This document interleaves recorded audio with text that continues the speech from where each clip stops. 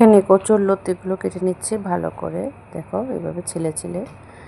তো আজকে রান্না করবো চিংড়ি মাছ দিয়ে কচুর লতি, তারপর লাউয়ের বাকল দিয়ে ভাজা।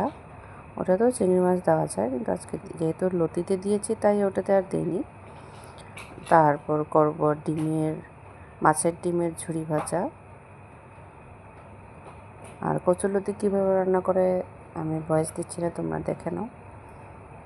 পেঁয়াজ কুচি দিয়েছি তেলের মধ্যে, তারপরে আগে থেকে একটু ভাপ দিয়ে নিয়েছিলাম লতিগুলোকে, ওগুলো দিয়ে দিব চিংড়ি মাছ সহ। আলাদা করে আর ভাজিনি, কারণ কচুর লতি ভাজতে ভাজতে চিংড়ি মাছটা ভাজা হয়ে যাবে। চিংড়ি মাছ যেহেতু বেশি ভাজতে হয় না, তাই তো যা যা গুঁড়ো মশলা প্রয়োজন, নুন, হলুদ, জিরে গুঁড়ো, লঙ্কা গুঁড়ো এসব দিয়ে দিলাম। জিরে গুঁড়োটা দিইনি, ছিল না তাই শেষ হয়ে গিয়েছিল। জিরে গুঁড়ো সবসময় দিই না, মাঝে মধ্যে দেওয়া হয়, অনেক সময় দিইও না। সিম্পল ওয়েতে এভাবে রান্না করেছি, কাঁচা লঙ্কা দিয়ে ভালো করে কষিয়ে নামিয়ে নেব টান টান করে। কোনো জলের প্রয়োজন হয় না কচুর লতিতে, ওদের গায়ে থেকে যে জল বেরোয় সেই জলেই সেদ্ধ হয়, তাই শর্টকাট রান্না এটা। আর এখানে যে লাউয়ের বাকলগুলো ঝিরি ঝিরি করে কেটে নিয়েছে, এগুলোকে ভাজা করব। নুন হলুদ দেবো শুধু, বাস এইটুকু।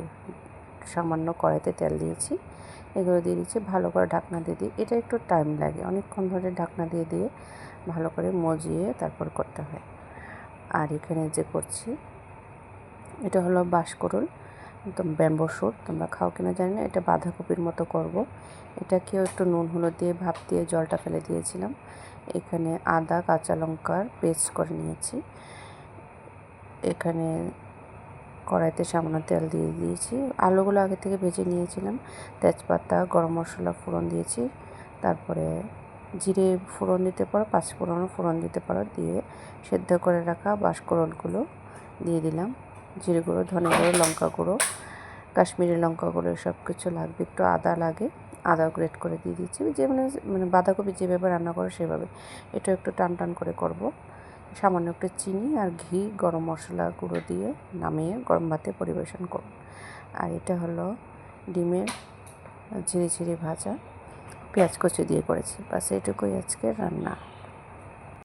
সব কিছু শুকনো শুকনো হয়ে যাচ্ছে, তাই একটু জাল না করলে নাই হয়, তাই ডালটাও বসিয়ে দিলাম কড়াইতে।